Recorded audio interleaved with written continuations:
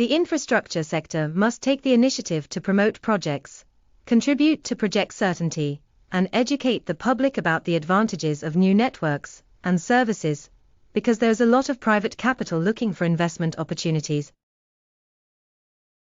It is generally acknowledged that the UK will experience worsening economic, environmental, and social problems if the nation's infrastructure cannot keep up with present and future needs.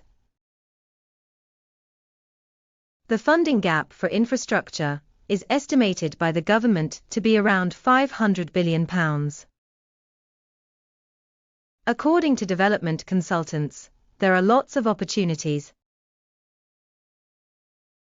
In order to address this issue, the UK's National Infrastructure Commission, NIC, was created to offer the government specialised knowledge on urgent infrastructure concerns, including solutions to the financing gap. Since it was published, the first National Infrastructure Assessment, NIA, has sparked a lot of local and national debate in London. A list of some of the most important infrastructure requirements was provided in the report. The UK economy can be summarised by the following 7 concepts. Full fibre will be accessible everywhere by 2033. By 2030, renewable energy sources will produce 50% of the nation's electricity. By 2030, plastic packaging will be recycled to a 75% extent. Regional cities will receive a total of £43 billion in reliable funding.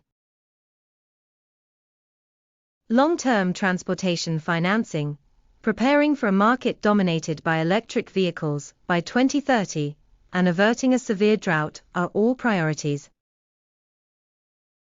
A unified national standard for community flood resistance will exist by 2050. Although lofty, these goals are a reflection of the persistent and obvious infrastructure issues. The infrastructure is under pressure and needs support from the government, as reported in numerous headlines. According to media reports, people who recycle plastic actually dump it in landfills.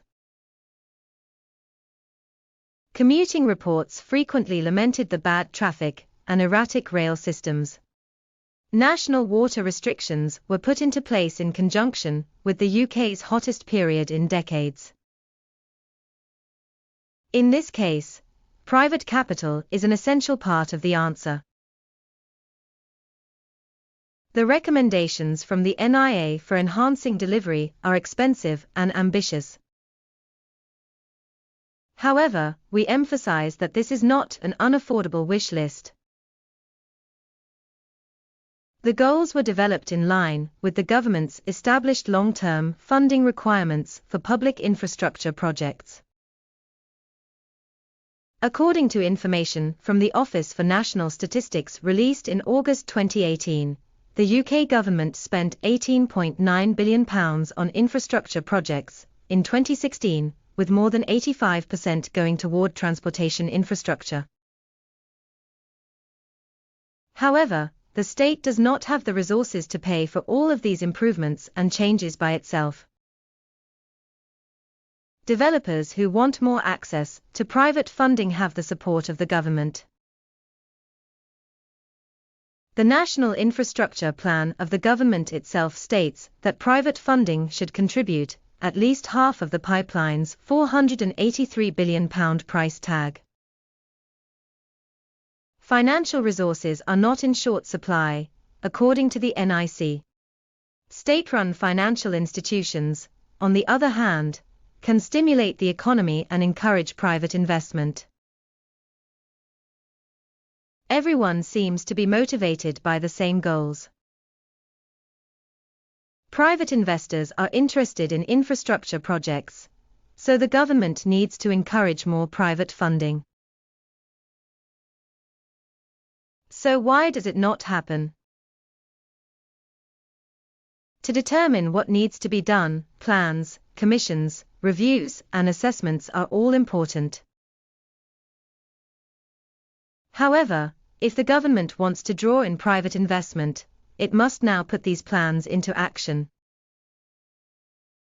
Following the Chancellor's declaration in the 2018 budget that the government will no longer finance infrastructure projects through PFI or PF2 contracts.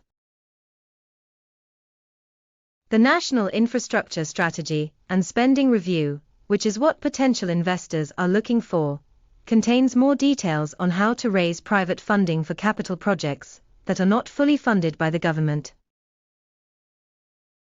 As part of its official response to the NIA, the government published the National Infrastructure Strategy and Spending Review in 2019.